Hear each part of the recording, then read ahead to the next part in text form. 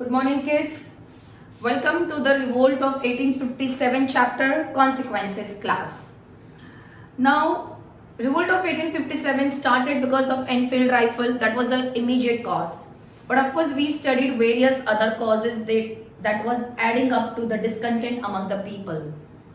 Today, we are going to talk about what was the consequence of the revolt.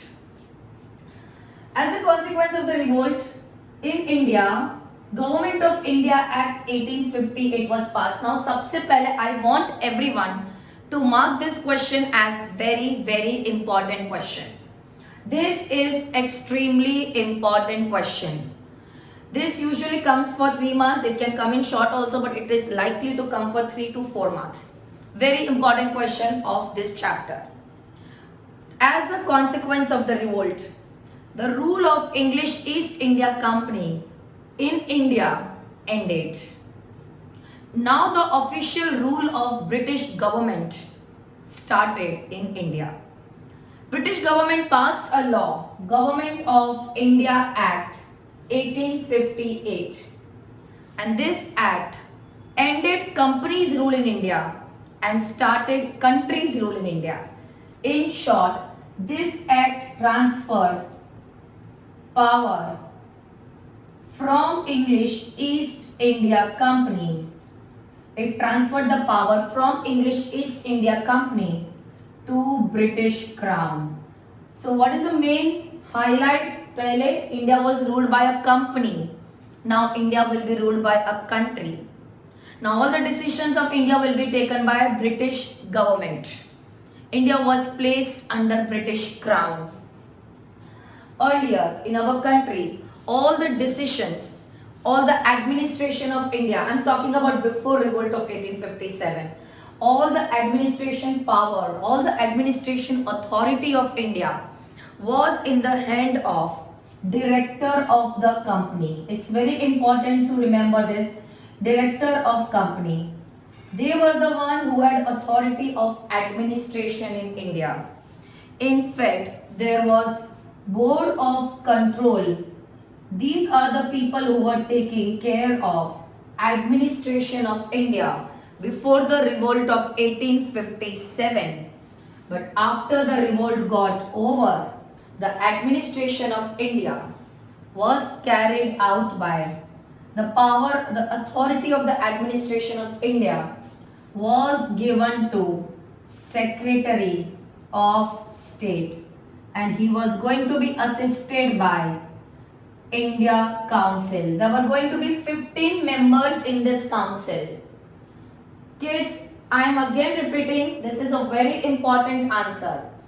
The administration of India from director of the company, from board of control, was transferred to Secretary of State. Secretary of State was going to be assisted by India Council. Now, who will appoint this Secretary of State? Who will be Secretary of State? He will be a member of British Cabinet. He will be member of British Cabinet. And whatever he will do in India, he will be accountable for his actions to British Parliament. He was going to be assisted by council team, which will be called as India Council, in which there will be 15 members. I am repeating again, kids, please focus on this answer very well. After the revolt, lot of changes in the administration of India took place. Earlier that power was in the hand of East India Company. Now the power was transferred to British Crown. Earlier the administration was carried out by director of company and board of control. Now it was transferred to Secretary of State. He will be a member of British Cabinet. He will be answerable. Whatever he will be doing in India, he will be answerable to British Parliament. He was going to be assisted by a council team, India Council of 15 members. Now, actual governance. It was also decided that actual governance will be carried out by Governor General and this Governor General was given the title of Viceroy. Was given the title of Viceroy. The first Viceroy of India was Lord Canning. The first Viceroy of India was Lord Canning. Also, it was decided according to Government of India Act 1858 that whichever officers are working in British government right now in India, all the officers will be paid salaries from the revenue which will be collected from India. Also, whoever wanted to work in British administration of India, they all will have to give civil service examination. There will be open competition between Indian and European for civil service examination. But the rules of the examinations will be made by Secretary of State. So let's again just have a quick recap of Government of India Act 1858. ये question को दो और format में पूछा जाता है. They can also ask this question, how did companies rule end? How did companies rule end after the revolt of 1857? We will write the same thing. Or what changes were brought in the administration of India after the revolt of 1857? Again, we will write the same thing. Or what are the clauses of Government of India Act 1858? Same thing. So, kabhi bhi answer same hai, only question is asked in different format. I repeat. First, the power of India was transferred from East India Company to British Crown. Earlier, the administration was carried out by Director of Company and Board of Control. Now, it will be carried out by Secretary of State. He will be assisted by India Council of 15 members. Also, it was decided that the actual governance will be in the hands of Governor General, and he was given the title of Viceroy. The first Viceroy of India was Lord Canning. Civil service examinations will be made by open competition between Indian and European. And the rules of the examinations will be made by Secretary of State. Don't forget to add, Secretary of State will be a member of British Cabinet. And whatever he will do in India, he will be answerable to British Parliament. This is clearly showing that now British is taking care of our government. Correct? Also, salaries to all the officers who are working in India will be paid from revenue of India. I don't want anyone to miss any of the point of this answer. This particular long answer which I just explained has a lot of weightage and very important. Kids, make a note to be thorough with this entire answer. Now, after the revolt got over, this was the first consequence. Now, the second consequence was Queen Victoria proclamation. Now, Queen Victoria, Queen Victoria's proclamation, all the power were transferred from East India Company to British Crown. So, it was made public, the proclamation was made public at Allahabad by Lord Canning. Very important to remember, at Allahabad by Lord Canning. So basically, in that proclamation, she made 5 promises to all the Indians. She basically officially took the throne of India as a Queen of India. She proclaimed herself as an Empress of India. Okay? And in that proclamation, she made 5 promises to Indian, because now she was going to be Queen of India. So Indians were her subject, like they were the people whom she was going to govern, like she was going to rule. So as a queen, she promised 5 things. She made 5 promises to all Indians. What were those 5 promises? First, she said that from now onwards, Britain will not interfere in social and religious matters of Indians. You remember socio-religious causes, Indians had a lot of discontent because they had interfered in our social and religious matter. So now Queen Victoria promised to all Indians that we will not interfere in your social and religious matter. Second, she promised that we will treat all Indians, all European subject equally. Whether these are Indian people or they are European people, all will be treated equally. In fact, we will judge everyone. If somebody has to take a job, like we want to appoint someone or if we want to judge any Indian or European, we will judge that person on the basis of merit. We will judge that person on the basis of the education, on the basis of ability of that person. We will not be like biased, okay, giving more importance to European and less importance to Indian. We will not do that. Basically, she was just trying to show that we are going to be fair to Indian and European. So she said that we will not be taking decision on the basis of, indirectly she was trying to say we will not be racist. But it was wrong.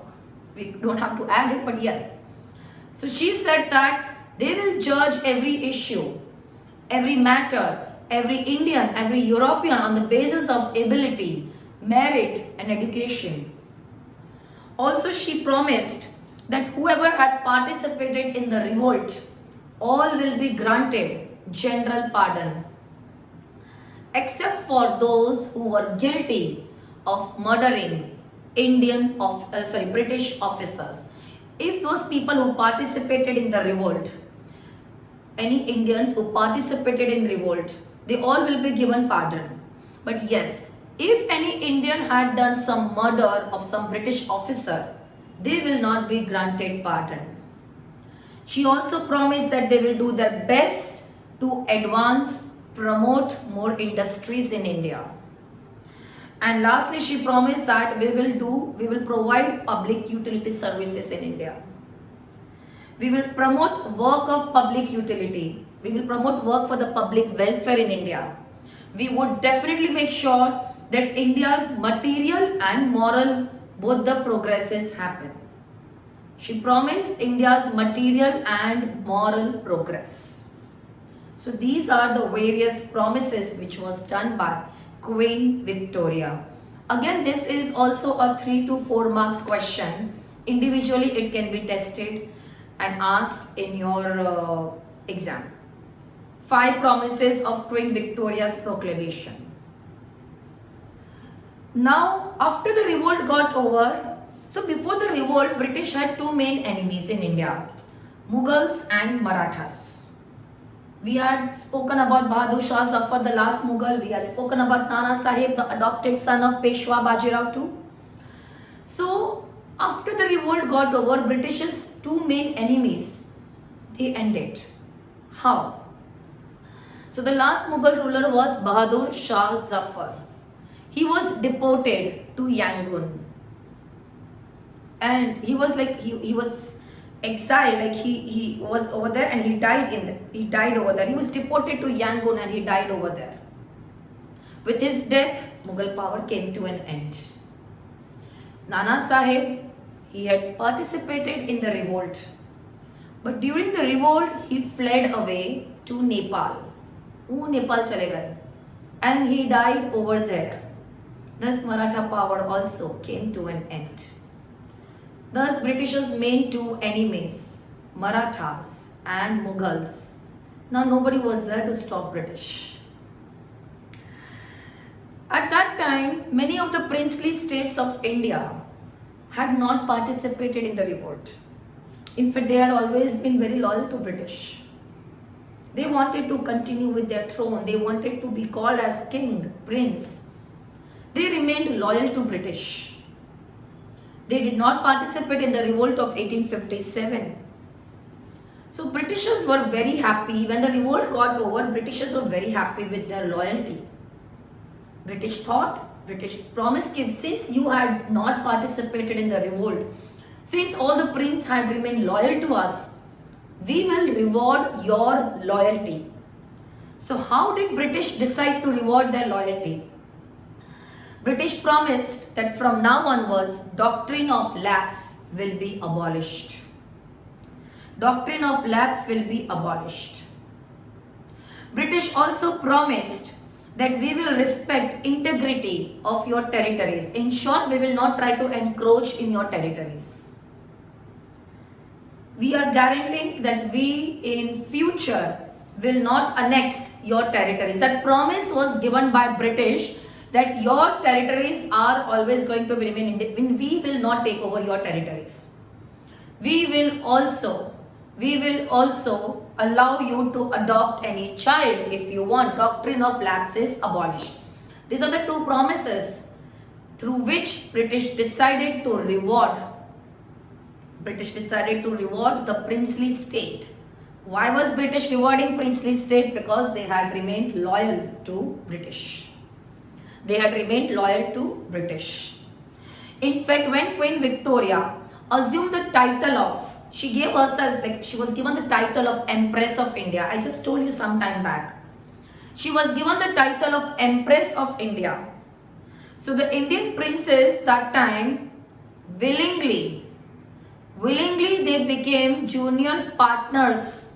They became junior partners or they became agents of British Crown. They were very willingly giving up, surrendering to British government. So they willingly called themselves, we are junior partners of Crown. We are agents of Crown. Because simple, they were very happy. Why they were happy? Because British had promised we will not annex your territory. So this end of Maratha and Mughal, the benefit princely state got, Queen Victoria, then this government of India, kids, this all question can come for long also, they can be tested for 2 marks also. So this for 2 marks also, all these points are very important. After the revolt got over, British wanted to make sure that there should be no unity between Indians. Not only between Hindus and Muslims, they wanted to break the unity. They also wanted to break the unity of every caste, every religion, every region, everywhere. They followed divide and rule everywhere after the revolt got over. So the next consequence is the policy of divide and rule. Already British was bit following it, but after the revolt got over, British started full-fledged following policy of divide and rule between Hindus and Muslim, between one region and another region, between Brahmin and lower caste, between one prince against another prince. So everywhere they were trying to follow policy of divide and rule because they didn't want Indians' unity to be there. Then British's racial antagonism after the revolt of 1857, that was also one of the consequences. Already British were racist, that was one of the cause also. But that racial discrimination increased further. It increased. How it increased? Britishers called Indians as unworthy of trust. Britishers said that we had trusted and you all revolted us against us. So you all are unworthy of trust. So many parks, so many clubs, so many restaurants, सबके बाहर board लगा दिया, Europeans only. This was clearly showing that they want to maintain that social distance from Indians. So British's racial antagonism increased after the revolt of 1857. In fact, after the revolt of 1857, British made their foreign policy, India's foreign policy. The foreign policy of India, what British made, was fulfilling 2 aims. Again, this question can come for 2 marks. That was fulfilling 2 aims. First, the foreign policy was planned in such a way that it would protect British Empire in India. They had made foreign policy in such a way that it would protect British Empire in India. And second, they wanted to expand. The foreign policy aimed to expand British's economic interest and commercial interest in Asia and Africa. Basically, their foreign policy was aiming more towards British. How British should protect their empire, how British should protect their colonies, how British should work, how British should have progress. So first aim was to protect British Empire in India, and second to protect economic and commercial interest of British in Asia and Africa. As you all know very well, British had many colonies in Asia and Africa. So they wanted to make sure all those colonies should be protected. Then racial bitterness, as I said, was increasing more and more. In fact, entire government structure was also modeled on the basis of racism only. High post, only Europeans. Low post, Indians. Indians, low salary. Britishers, higher salaries. Everywhere there was racial discrimination of British. Yes, one thing is that after the revolt got over, British stopped interfering in the religious matter of Indians. British realized that during the revolt, many people many sepoys had participated. You all know very well that revolt was started by a sepoy, Mangal Pandey, and then all the sepoys had actually led the revolt initially. So after the revolt got over, British brought a lot of changes in their army. They knew that the number of Indian soldiers are way more than British soldiers, and that was the biggest drawback of their army. So after the revolt got over, they brought a lot of changes in their army. What changes did they bring in army? They changed the ratio. They changed the ratio of 1:2. It means in Bengal it was 1:2. In Madras and Bombay it was 2:5. But most of the places where you know what they were trying to maintain? They were trying to maintain that number of Indian soldiers will be double, but they should not be more than double. Earlier they were 4 to 5 times more, but now of course Indian soldiers are going to be more, but they were trying to make sure that they should not be like so much like earlier. So maximum places where they were maintaining the ratio of 1:2, 1 part of Britishers, 2 part of Indians, or 2:5, 2 part of Britishers, 5 part of Indians. Then all the strategically important places, at all those places earlier, there were Indians like Allahabad, Delhi, Indians were posted. Now, at all these places, Britishers were posted. Also, the Indian soldiers should not get the feeling of nationalism. They should not again go against British rule. So, all the sophisticated weapons were kept out of access of Indian soldiers. Any Indian soldiers could not have access to any weapons, any armament without the permission of Britishers. Also, they divided army on the basis of caste, religion, like Punjab army, Bengal army, Sikh army. They didn't want that in soldiers also there should be unity. They didn't want the soldiers also to get united. So here also Britishers were following the policy of divide and rule. They also wanted to make sure, British wanted to make sure that the Indian soldiers should not get to know what is happening in the other parts of Europe, other parts of India, sorry. So what they did is the newspaper supply, the magazine supply, all that supply to Indian soldiers, Indian sepoys was stopped. So basically they wanted them to completely cut off from the outside world. So these are the various changes that was made in army. That was the various changes that were made in army. Now, British after the revolt, already they were exploiting Indians in the revolt, before the revolt, but after the revolt, the British exploitation increased. India was declared and turned into a typical colony after the revolt of 1857. As I told earlier, raw materials were sold to England at a lower price. Finished goods were sold in India from Europe at a higher price. The salary, the allowances of all the soldiers which were working in British Army, of all the officers who were working in British administration, everything was paid to them from the revenue of India. Peasants' condition was getting worse day by day. In fact, at one of the places in Bihar, indigo cultivators revolted also. But unfortunately, the condition became worse. Artisans' industry collapsed. Handicraft industry collapsed. In fact, Indians that time were required to pay heavy dividends, heavy interest on whatever investment British had done in India. British ने India में road में invest किया था, industries में invest किया था, railways में invest किया था. So British began to take dividend and interest on all those investment which they had done in India.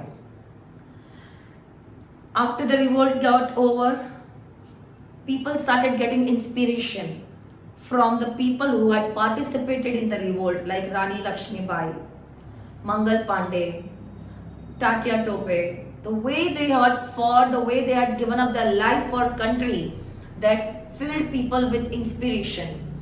So now the feeling of nationalism, patriotism begin to emerge in our country people, which earlier was not there. Earlier people had more loyalty towards their area, towards their king, but now there was a shift. People began to feel love and patriotism feeling for the country. Also during the revolt, during the revolt we all had fought as one country. Like Hindus and Muslims had fought together. But after the revolt got over, British began to follow policy of divide and rule, especially between Hindus and Muslims. And Britishers were quite successful, as we will do in the next chapters. In later chapter, you will get to know how Britishers were successful in following the policy of divide and rule. The gulf between Hindus and Muslims started increasing a lot. So that was the consequence of the revolt of 1857.